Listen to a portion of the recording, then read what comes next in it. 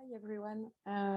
Today I'm going to present the first question of my PhD, which is the evolutionary cost of apoptosis when cells are spatially structured into lineages. To start with, a bit of background. How does a tumor develop within an organism? We start from a population of healthy cells. Through divisions, they're going to acquire mutations, and because daughter cells inherit mutation from their mother, we can end up with lineages that are going to be carcinogenic. It's what we call the multi-stage model of carcinogenesis, where the risk of developing a tumor is a function of the number of cell divisions, that is time, and the number of lineages, that is the number of cells. From this model, we can derive some expectations. For instance, in a given species, we expect older individuals to actually display a greater cancer incidence.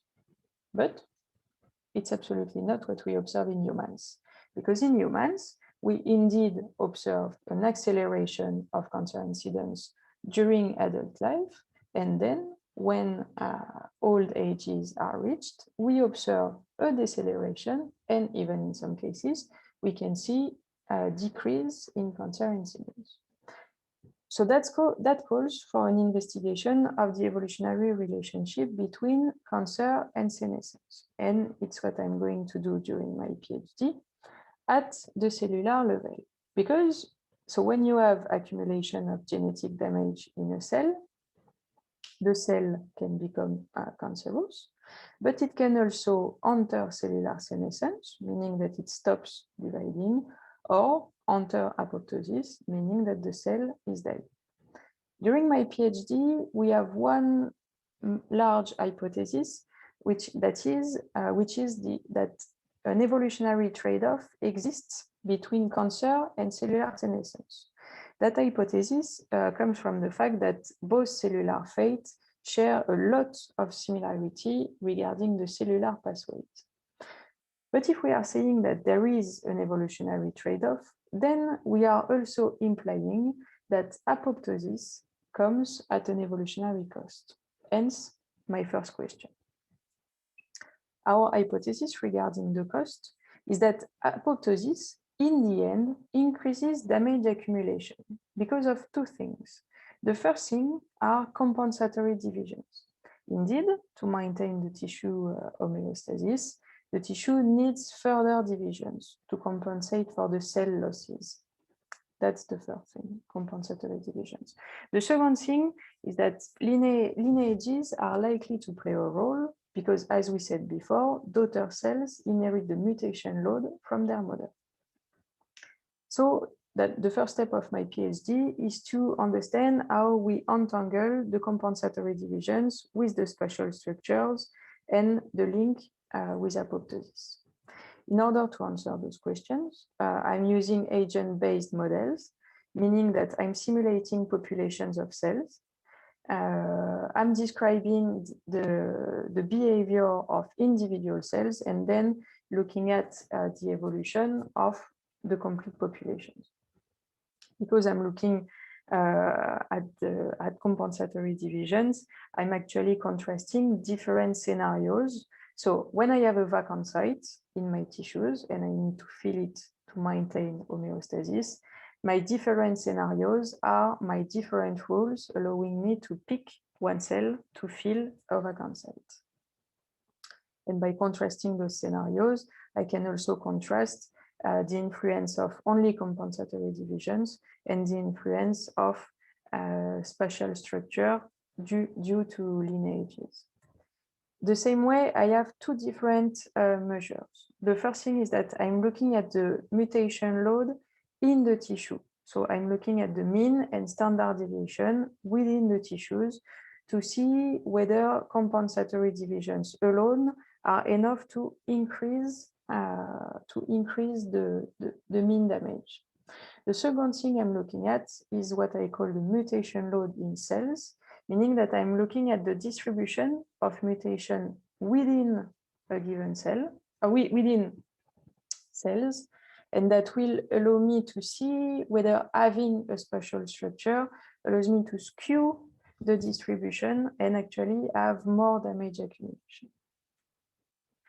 As a first result, I can already conclude on the mutation load in tissues, is that most of the time, I don't observe any difference in mean or standard deviation within the tissues.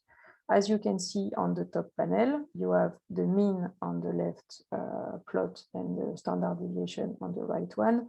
You can see that the curves corresponding to different scenarios are overlapping, meaning that we don't have a difference.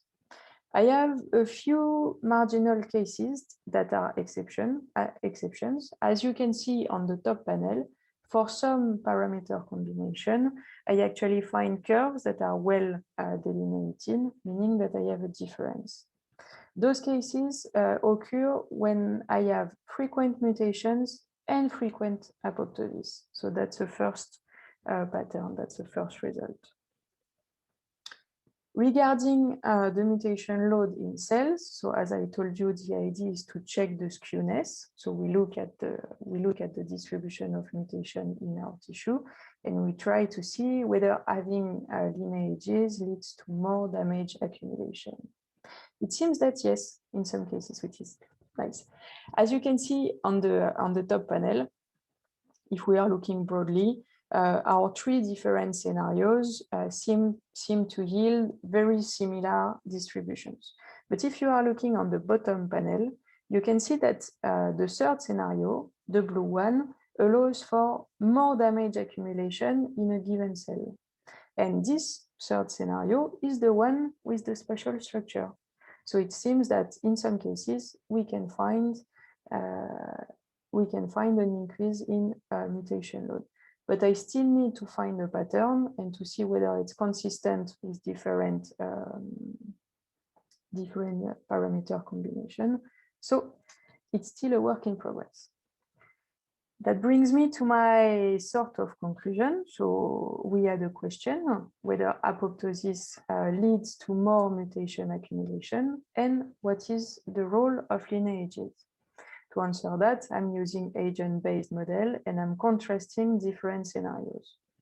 As a result, I did not find any increase in the mutation load in the tissue, but I found that lineages are likely skewing the mutation distributions. So that partially answers my question.